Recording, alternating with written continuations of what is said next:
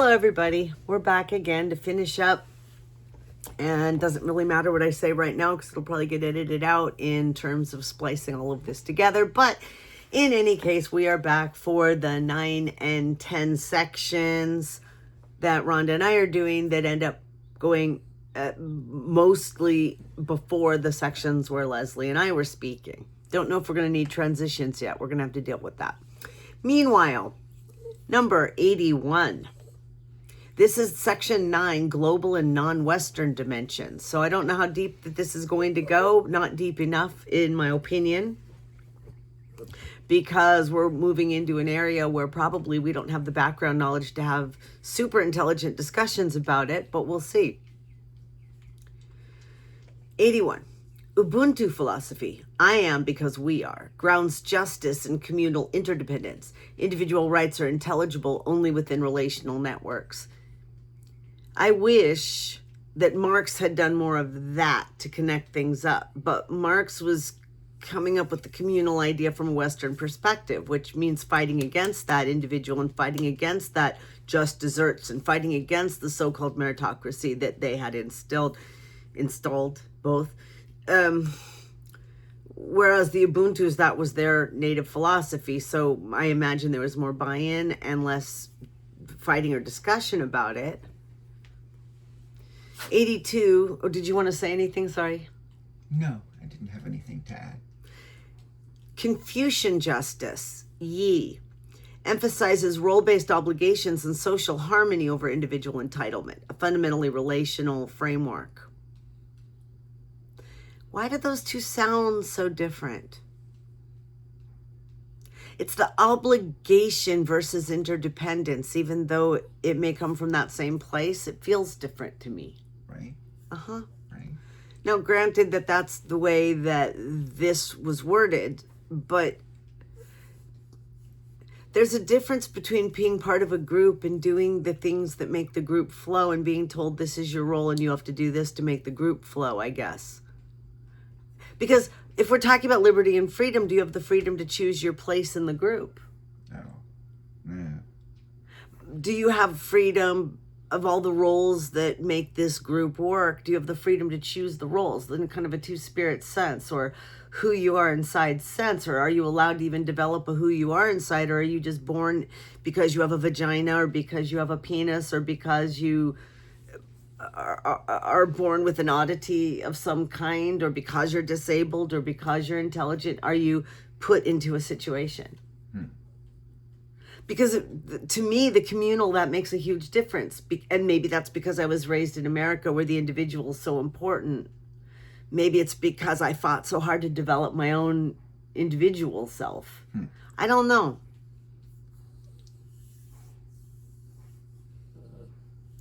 '83 is Gandhi's Swaraj, self-rule. Fused individual spiritual liberty with collective national liberation, neither reducible to the other. That's maybe closer to what I think, that we have spiritual and artistic and emotional and psychological things that, while maybe analogous to other people, maybe not, is personal. And I want that personal to be somewhat protected, if not nourished, as part of the collective. Like, I don't go away for the collective. I am part of the collective. Without the me, there is no collective in the same kind of way. I don't think one person should be replaceable with another. Right. Each person has their own dignity, their own spirituality, their own creativity, and it is separate and distinguishable from other people. And it's this is my idea. It's the collection, and thank you, Leslie, because some of this came from our discussion yesterday too. It's that collection of those spirits. It's those people who have been together from the beginning throughout history, but it's the way that the collective influences the individuals and the individuals become the collective. There's an interplay there that can't be taken apart. I think Leslie and I kind of came to that. Yeah? Yeah.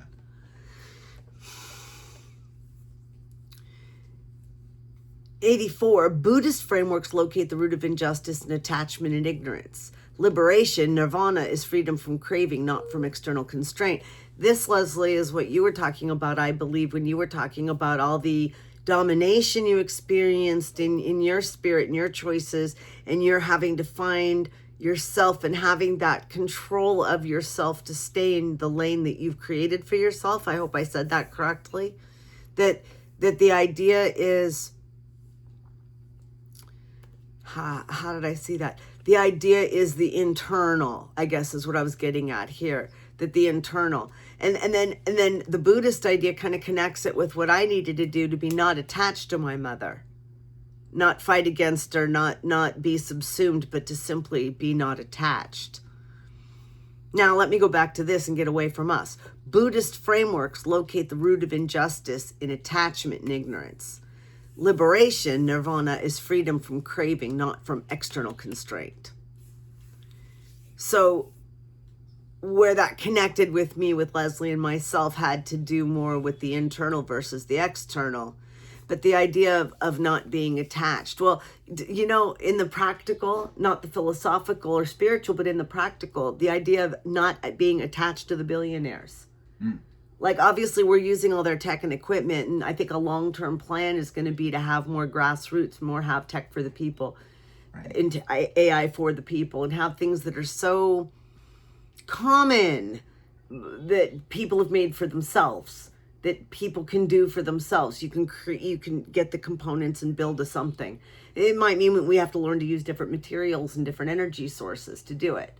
But the more detached, unattached we are from the billionaires, the less they can hurt us, because their money won't matter. Right. Let them have, we already don't have yachts and penthouses. Let them have those things if they want them.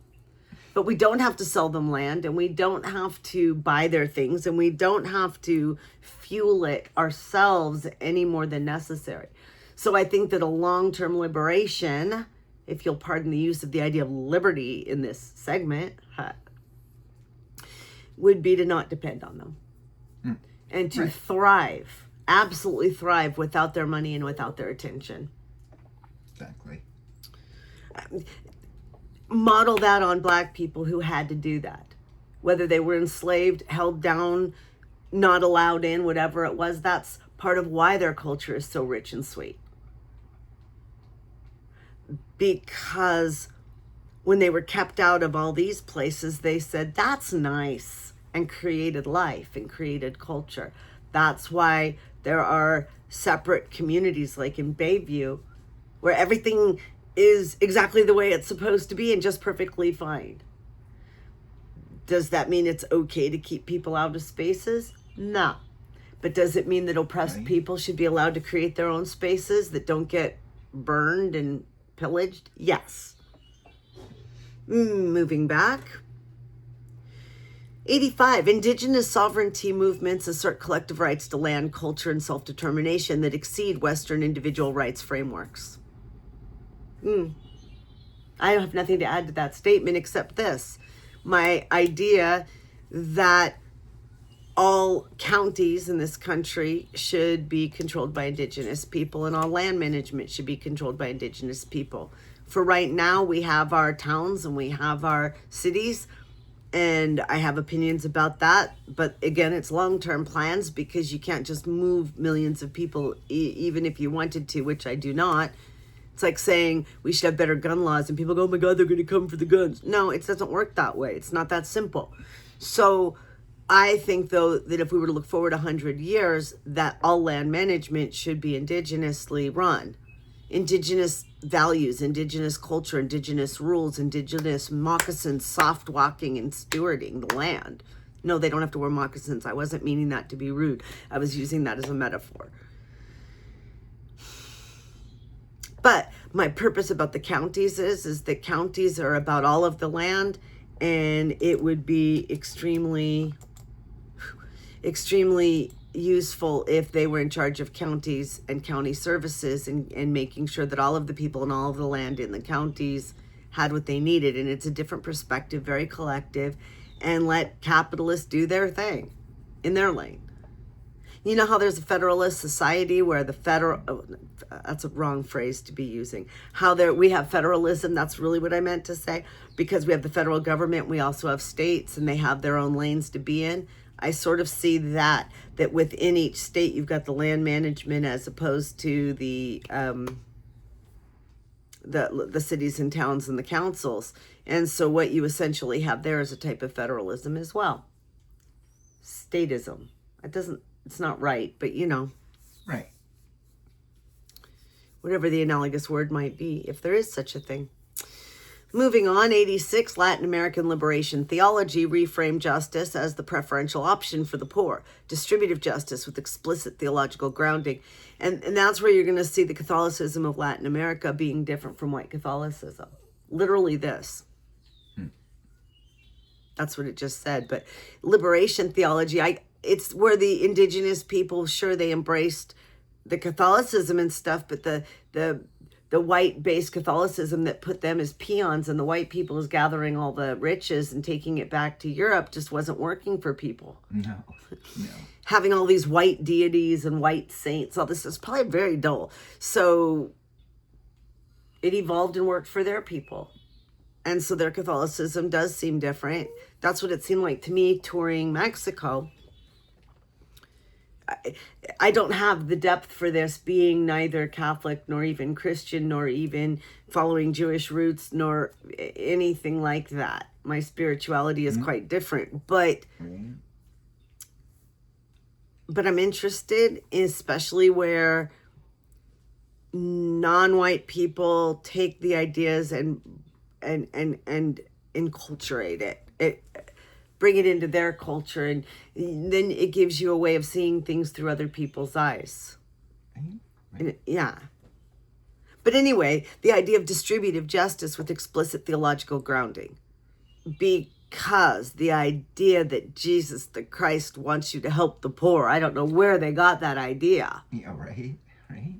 No. Because I think they were sold a bill of goods. These white people telling them that Jesus the Christ wants to help the poor. You're the poor. Look at you. You wear minimal clothing. You do not have industry. You cannot get into ships. You do not have guns. We can help you. But did they? Nay. No, they didn't. So I do believe that for various reasons, when you are occupied and or oppressed, you tend to take on some of the beliefs of the overlords. Right. But if you are able to, you will recreate it for yourselves. It takes something, though. 87. Amartya Sen. I've never heard of Amartya Sen. Amartya Sen's capabilities approach moved beyond Rawlsian primary goods. I think this is philosophy after we graduated. Yeah. Capabilities approach moved beyond Rawlsian primary goods. Justice required actual human capabilities, not just formal resource distribution. I'd have to look more into that to see what this person actually meant. Right. Justice required human capabilities, not just resource distribution. So you can't just give people food. You have to help develop their capacity. That's what it sounds Teach them to be teachers, teach them to be doctors, as opposed to just bringing services into the community. Right. It sounds like what we're trying to do with our foundation, when we're trying to teach, not just bring services to the blight, but teach these people to serve themselves and to succeed themselves. Entrepreneurial skills versus a handout. Right. Not versus, because you may have to do a handout at the very beginning, but that can't be the be all and end all, because look what happened. So I don't know if I'm right, but it sounds like the person is saying, teach them to fish. Exactly. Note the plug for our foundation. Rural Launch Foundation in Juku, RLFJ in Clear Lake Oaks, California, where we're trying to look at why the east side of Lake County, California has a bit of a blight and what we can do to help. What can I do? That's our local component, as opposed to this, which is our educational component. So, 89, global justice debates extended distributive claims beyond the nation state. Interesting. Global justice. So this is where we get America First, though, as a reaction. And this is also where we have, what was it called? USAID. It comes from this, partly. Right. Global justice debates extended distributive claims beyond the nation state. Pogge, Bites, and others. Bites? That looks better than it sounds. It's BEITZ, and Pogge, POGGE. And others asked what wealthy nations owe the global poor. Well, you know, if the wealthy nations had just become wealthy because they were clever, or because they themselves had been blessed with more resources, that would be one thing. But the fact that the global, how did they say it? The wealthy nations, that the wealthy nations got wealthy because for whatever reason they developed in a way that gave them the type of arms and transportation and mentality and culture that allowed them to go to other places and hurt the people and take their stuff. Right. Sometimes take the people, dude. They think they have the right to exploit whoever they can exploit, because if you can, you can. Right. And maybe if you can, you should. Whatever. It's disgusting. And you want to talk about retributive justice. You want to talk about accountability. You want to talk about, what's the other word I want? Where we are giving things back to people we have hurt. Restore. Yeah, well, restoration. Restoration. All that stuff. And if I missed the most important word, which I'm afraid I did, sorry about that. You know how brains are at this point. At this point in history, not my age. All right. So, but anyway, I think that the wealthy of anywhere owe something to the poor for several reasons. A, meritocracy was never. B, globally, half the world raped the other half, or maybe a tenth of the world raped the rest. Whatever you want to call it, rape and pillage needs to be fixed. And 3, because in general, when you take away the means of survival from people, you owe them a means of survival. And if you made it so they can no longer grow things, and you've killed the climate, and you've taken away their knowledge of things that they used to have because you didn't let them do it and all that, you owe them something. To me, that's justice. Right. 90. Climate justice added an intergenerational and ecological dimension. Justice now extends to future persons and non-human nature, neither of which fits classical rights frameworks. I find it interesting that some people want to care about the unborn, but not the world that the unborn would be born into, or the circumstances, or their hunger, or anything about them. Right. I care about your fetal tissue enough to kill you, but your baby can rot in hell. That is what I'm hearing them say, and I think that's silly. So if you care about future persons, if you care about the unknown, you need to, in my opinion, care about what the world is going to be like, because you're caring about a future person. Right.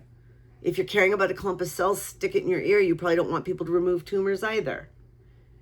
And for the don't write to me and tell me it's not okay to compare a tumor to a baby. But you have to admit, it kind of starts as a tumor and develops into an eventual baby. But it's my opinion. Don't write to me about it. I don't care. So, theme 9.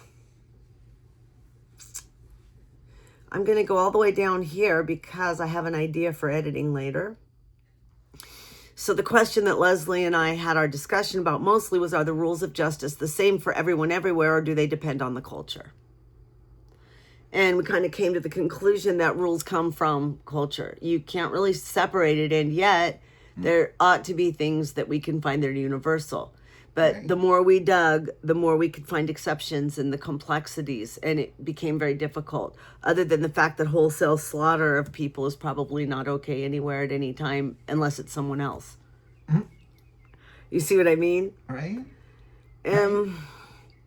But yes, justice develops in specific places, and that what people call universal is universal for their people, and even at that. Right. Even at that, Leslie and I could sit there and agree and still come up with disagreement. Right. Excuse me. So now coming back to the number 9 to wrap all this together, universalism versus particularity. Justice claims universality. I had a problem with that word yesterday too. And Leslie was able to tell me it was because I was tired. Apparently it's not. Let me try that again. Justice claims universality, principles that apply to all persons, regardless of culture, history, or position.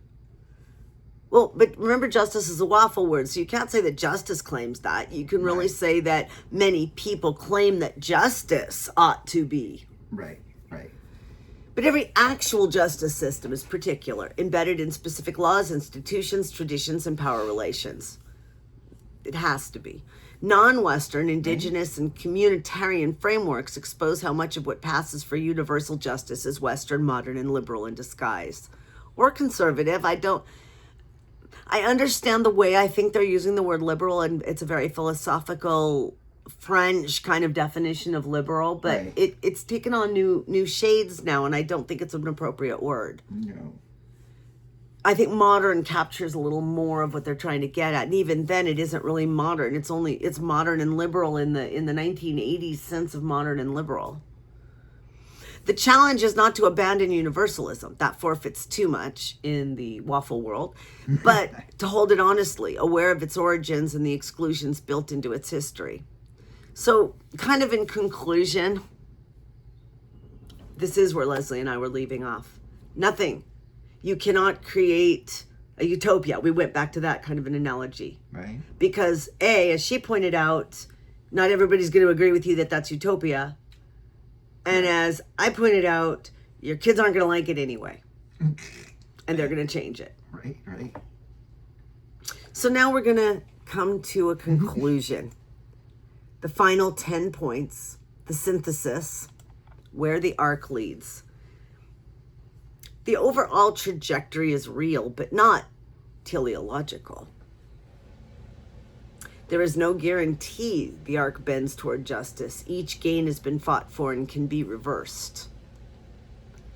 Yeah, but I still think John Lewis is right. It doesn't go all the way back. At least it hasn't. We're not condoning slavery yet. I'm hesitating because of our prison system and because you can imprison people out in the fresh air, but it's different.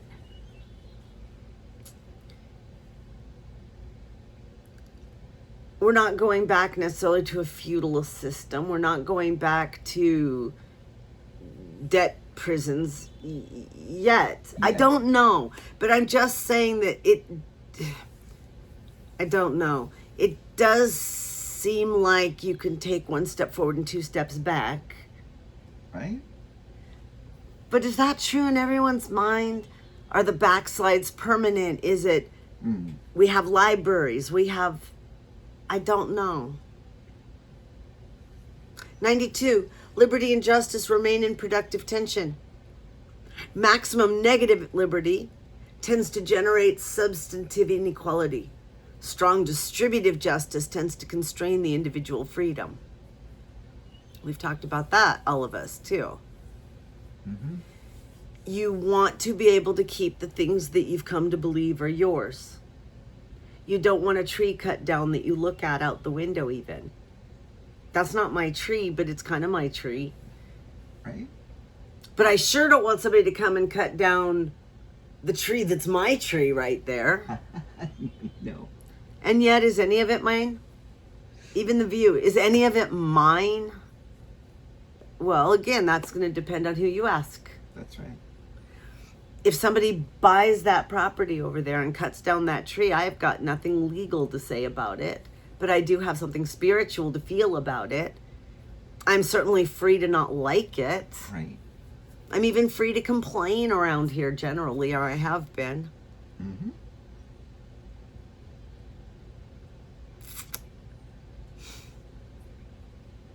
But I'm not free to confront the person who's going to cut it down and make their lives unhappy. And yet I'm kind of free to climb up in a tree and protest if it's a public tree. If it's a public tree.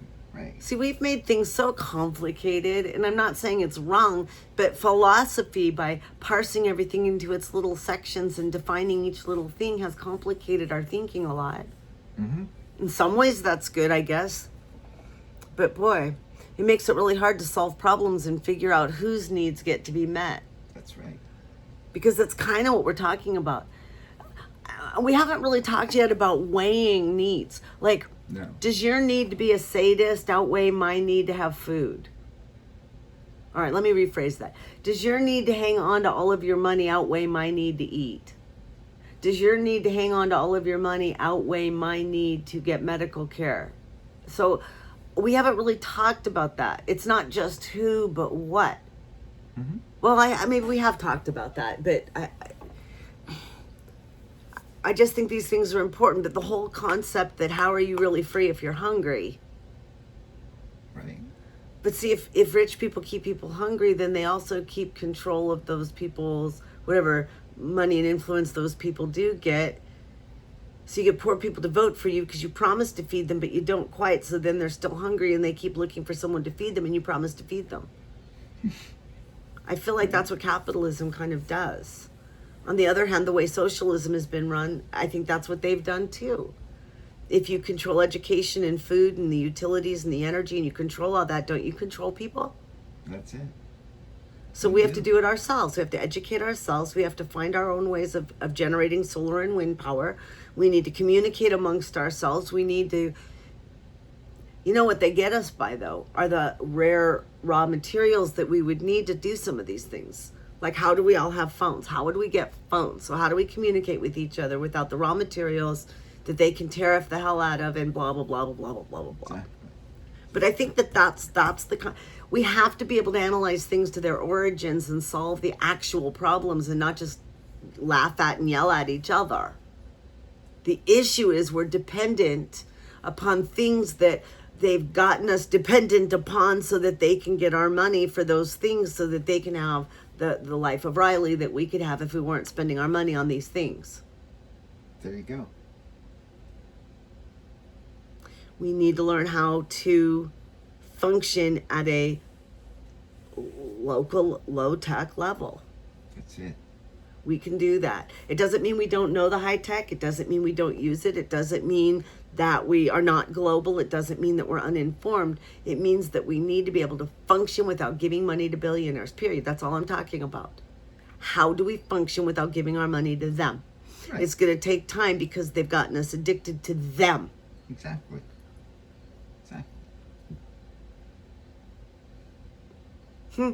Just thought about something. Social media is sort of a cult of our own personality with our selfies and all these other kinds of things. And our likes and our... Mm-hmm. Exactly. Not that that's a terrible thing. It's how can we use that to our own advantage as opposed to the billionaire's advantage? Right. Where was I? 93. 93. The communal to individual shift was never complete. Every major justice tradition retains communal dimensions, whether as precondition, supplement, or critique. Why would you ever get rid of that? Right? We all affect each other. Exactly. If there's nothing communal, then why would I ever punish anyone for anything? Why would I, if there's nothing communal and we don't agree on what we're going to uphold, then how do you get any kind of individual freedom unless you've got the bigger baseball bat? Right. And is it free if you have to bat people out of the way to have it? There you go.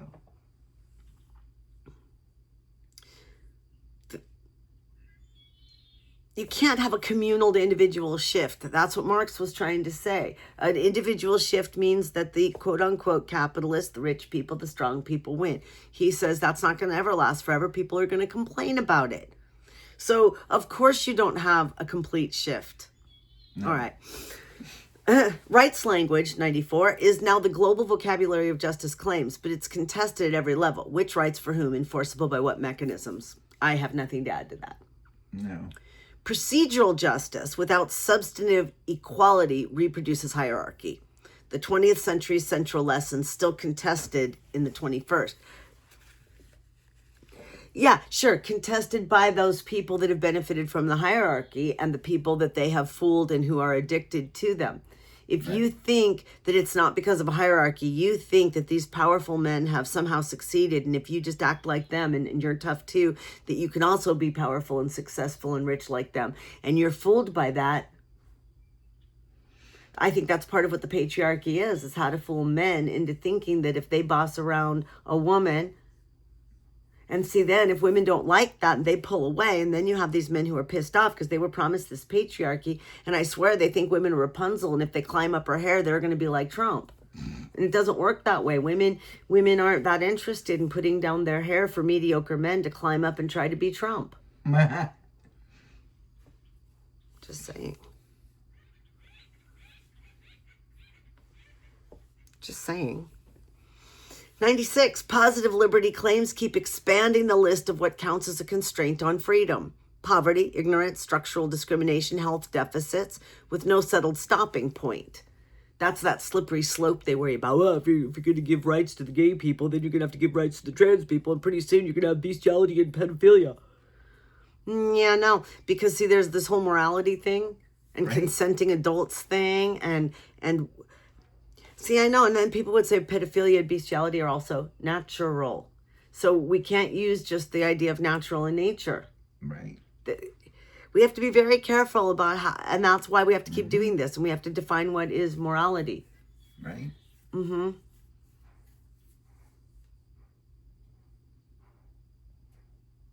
Animals can't consent. Dead bodies can't consent. Children can't consent. People who are comatose can't consent. People who are, what else would I add to that?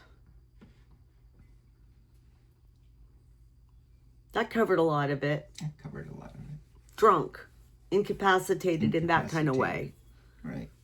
Confused, coerced, bribed, in a power imbalanced situation. Now I feel better. I don't know if that exactly had anything to do with the point, but it needed to be said.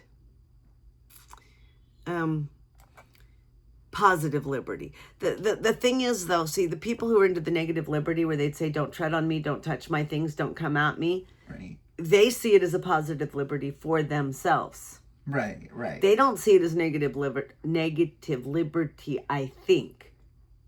I want the wide open spaces. I want to be able to work hard and keep the product of my... I mean, they don't see that they're exploiting people that way. No. And it doesn't mean that everybody who owns a business, who has labor, who's doing their due, even if they're conservative people, it doesn't mean that they're the exploiters like what we see in the Epstein and billionaire classes. Right. So I think it would take a lot more looking into this to decide how to do this, because I'm fairly sure that industry and capitalism, and I use capitalism carefully because it has a sliding scale of meaning, it's another waffle word, can coexist with socialism. And I think it's working in some places in the world, just maybe not the way it would need to work here. But I think our time of bringing democracy places came and went, and now it's time to start looking at what else is missing in our model. I know some people are going to complain about that comment too. Go for it. Challenge me. No settled stopping point, though. I think that there doesn't need to be a settled stopping point. That until and unless we create conditions for every human being to be able to make the choice to be successful and do what their dreams are to do, or try. I mean, I never did become a musician, but I've certainly been given opportunities to try, and I got out there and found out I don't have that probably to really do what I dreamed, but I got to try it out. I got to go as far as I wanted to go. And I think, you know, when poverty stopped me, that was a problem, sure. When ignorance stopped me, that was a problem. I solved those. When lack of encouragement stopped me, I was able to encourage myself eventually. Right. Lack of encouragement. See, some things, though, are part of the community, but not part of the government. And I just thought about that. We might have certain inalienable rights, like the right for the government to not stop me, to not discourage me. Like the government shouldn't be putting something out saying women can't be musicians and firing all women and all that kind of thing and not hiring women at the Kennedy Center. All those things. So the government should have as its business not stopping people from exercising the freedom they naturally have. But the community, like what our foundation should be working on, should have as a goal to encourage the citizenry to do well. And so on the one hand, I kind of agree with conservatives that some things belong to the states and the counties and the municipalities and the communities. I do think that the government could very easily fund those attempts by those entities and could stay out of the way of it and not get in there and tell people how to live. Now, having said all of that, on the third, fourth, or fifth hand, the government also, I think, could be in the business of setting minimum standards so that there are that you can't have communities that are just simply racist and hurting people, or who, don't provide sports the same for men and for women. That type of thing you want to watch for. And maybe the federal government's job is to make sure the states implement, or the states have certain rules in place and the states look to their people. I don't know. I don't know that I'm in the business of creating government structure. Just I'm a philosopher. I have ideas. Do you remember what one I'm on? 97. The nation state remains the primary enforcement mechanism for both liberty and justice. Waffle words both. But let me rephrase that. The nation states tend to be the ones who have created the laws that people need to follow within their borders and who have enforcement mechanisms. There you go. But neither concept is inherently national. Well, no, because they're waffle words and they can mean whatever you want them to mean. So of course they're not national. They're however you want to interpret them words. The tension between universal principle and particular enforcement is unresolved. I have to read that again for myself. The tension between universal principle and particular enforcement is unresolved. You can never resolve that. You have general ideas about parenting. Every parent is going to be different. You have general ideas about teaching. You can give them all the same coursework, but each teacher of the coursework teaches it differently, and each teacher is going to bring it to their classroom differently, period. Right. Yeah, you have rules about businesses. All businesses operate their own idiosyncratic ways. Boards of directors, HOAs, everybody follows the same laws and basically the same rules, but everybody's different. It's never going to not be like that because humans are not. I mean, look, you can have M&Ms, which are ostensibly all the same, right? Not talking about color in this case. Just look at the M's. Look at the chips and the candy coating. Are all M&Ms the same? Of course not. And if you line them all up, you'll find that each one has a unique thing about it. Do it. Skittles too. How do I know this? You don't want to know this about me. 98. Democratic back. My God. Democratic backsliding globally shows that liberty gains are not permanent. No kidding, huh? Yeah. Like who said history may not repeat, but it rhymes? Yeah, right. Authoritarian movements consistently use the language of justice and freedom while dismantling their institutional foundations. So, again, in my opinion, let's stop using the waffle words and start being very clear and specific, concrete. That might be something to add to the German Constitution discussion, that not only those things that they put in, but don't say people have the right to dignity. That's great. They do. But what does that mean? Right. It means you don't parade them around naked on the way to their death while telling them they're going to take a shower and make them die humiliated that everyone in their little village got to see them naked. If you want to know, Right. you don't bomb the fucking hospitals even if you think that there's something underneath it.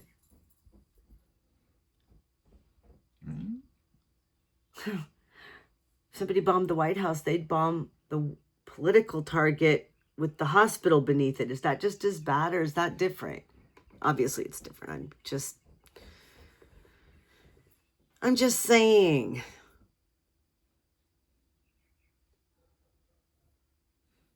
Authoritarian movements consistently use the language of justice and freedom while dismantling their institutional foundations, because institutional foundations are agreements. That's right. And even if you have ironclad enforcement ideas, you have to have people doing the enforcement that actually agree with and are doing the enforcement. So now, a hypothesis for the next frontier is non-human and post-human. Animal rights, AI rights. Oh, please. Ecological. I think that we are really pushing it. Although, wait. Let me back up. Corporations have rights in this country. Mm. And while we keep that there, AI may as well have rights too, or at least the corporations that own the... Okay, but animal rights is a different thing. Ecological standing, that counts for all of us to have the right of a place to actually live, the right to a planet. Right. Who counts as a bearer of liberty? Who you say who, and then you mention AI. I am sorry, that is not the same thing. You know. Oh, but guess who wrote this part of the paper for me? AI. Nice job, Claude. All right. Put in a plug for AI. The next frontier. Let me. Animal rights. And what about animals who are more intelligent than others, or animals who have a kinder society than others? What about if extraterrestrials who are intelligent are here, show up here? What rights would they have? What rights do people have specifically when they live in areas that are being the most affected by the climate change? So I just wanted to rephrase that in a way that made sense. AI is not human. AI is not equivalent to human. And even if you have a human looking, sounding mechanism, it's an interesting philosophical topic, though. When does it deserve consideration? What if it had emotions? No, because narcissists may not, and they still have certain human rights, right? Mm-hmm.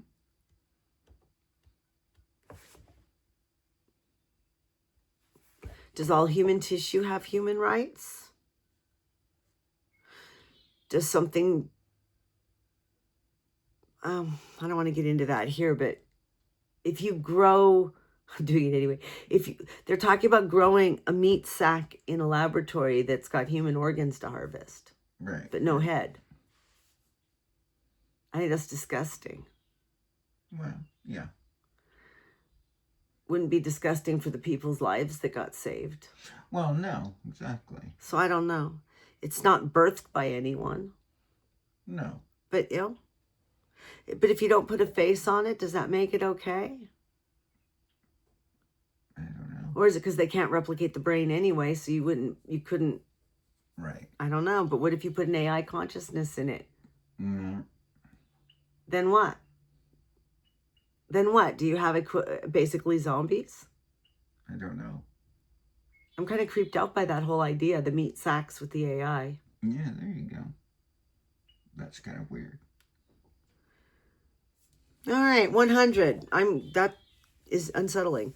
The concepts remain unfinished. Their history is not... Ooh, you couldn't just unplug those as easily, and you couldn't tell them apart from humans. Talk about a deep fake. Right. Their history is not a story of progress toward a fixed endpoint, but an ongoing argument about what it means to be free and live justly together.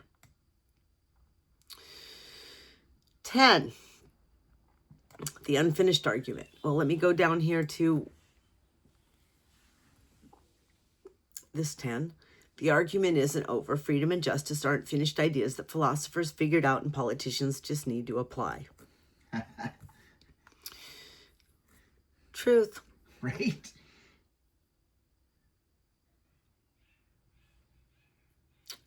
And And finally,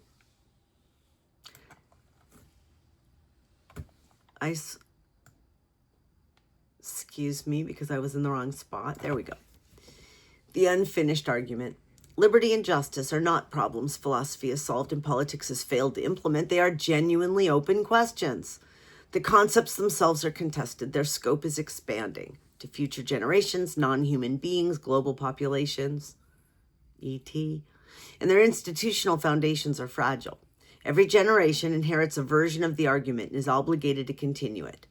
The arc does not bend automatically. What bends it is the quality of the argument and the willingness to act on its conclusions. All right. I don't know if I agree with that. That's a very AI cerebral only kind of thing. Right. What bends it is the quality of the argument. Quality of the argument, right? But that's not true. It's pulled in every which way, in every which direction, by culture, by history, by morality, by ideas of spirituality, and all of those things are interconnected. That's right.